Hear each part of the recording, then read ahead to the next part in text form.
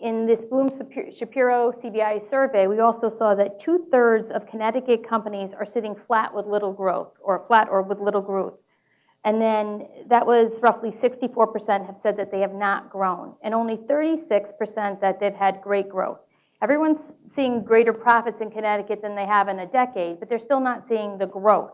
So what are the steps for examining your business when trying to figure out why a business is stuck? Bob, can you comment on that? If I may, this is really tangential to your question, but I wanted to be sure it got raised today. And I guess I would kick it over to you, Chuck. A lot of what we're talking about is dressing up your company to sell it. And I'm wondering how many people are here dressing up your company for succession. Is that of equal importance to folks in this room?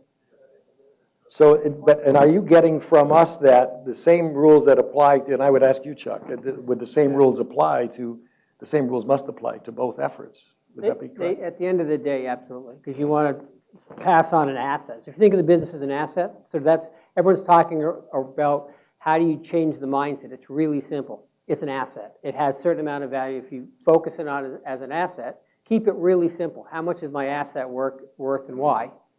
And, is it going to continue on to the future? So part of the problem with coming to events like this is there's so much information. You walk away going, wow, this is really complicated. Maybe I'll work on that next week. Yeah. It doesn't have to be complicated, right? You just sort of start where you are. But absolutely, because what you don't want to do, and we've seen this many times, is that parents hand off to their kids something that's really not fair. It's almost like they pick up the trash for the parents passed on.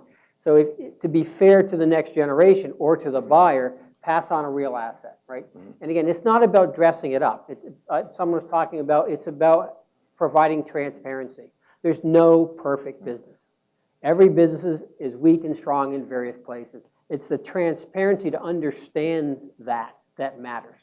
So if you're transferring it to new owners, if the owner knows where it's weak, then they make the choice. I could buy this and then I can plug something in. As long as I know that and I disclose that, I understand it, there's nothing wrong with that. There's no perfect business.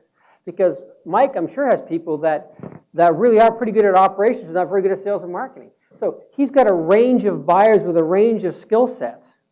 And the job of Mike is to connect the right buyer with the right opportunity. And the only way you do that is with transparency. And if it happens to be a son or daughter, so if the mother's passing it on to her son or the father, to whatever it is, the responsibility is to say, listen, this is the business. These are the strengths and the weaknesses. And here's where it sits. Do you want to take it? Do you want to move it forward? And if the answer is yes, great. If the answer is no, then let's work together to find somebody. Because there's a lot of options out there. What we tend to lack in all of this is sort of the step back and say, what's a business worth and why?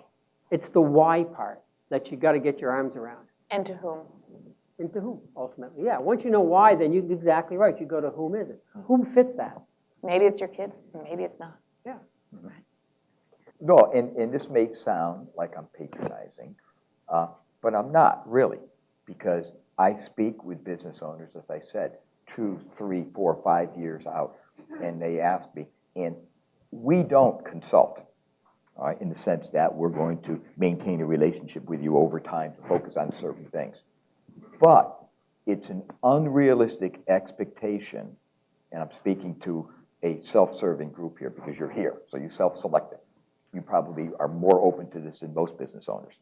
It's an unrealistic expectation for you to believe that you're going to take your business from here to here without some kind of outside intervention, some kind of consulting. And many business owners have a bias against consultants. Sorry, you need somebody to tell you what you don't know, because you really don't know what you don't know. And you need someone to hold you accountable. And you need someone to look at your business from the outside, and they will always see things that you can't see from the inside. So I spend much of my time, and this applies, forget about selling. And I agree with you. I say to people, so you're going to sell your company that's worth down here and rely on your kids to fund your retirement, that's not fair to them. You're not being fair to yourself. Transfer an asset that's worth something.